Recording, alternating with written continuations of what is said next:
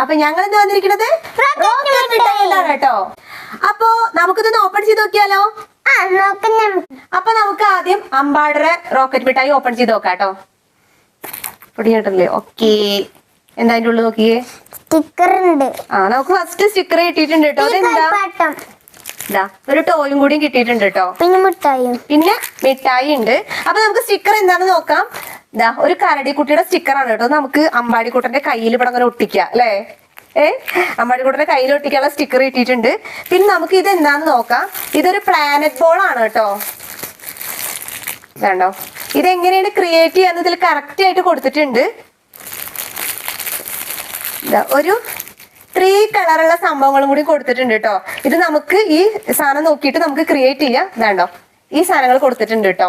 പിന്നെ നമുക്ക് മിഠായി, ഇതിന്റെ ഉള്ളിൽ മിഠായി ഓപ്പൺ ചെയ്യാം. ജെംസ് മിഠായി ആണ് കേട്ടോ. അമ്പാടി കിട്ടിയത് വായിലിട്ടെ. എത്ര ഉണ്ട് നോക്കി നോക്കാം.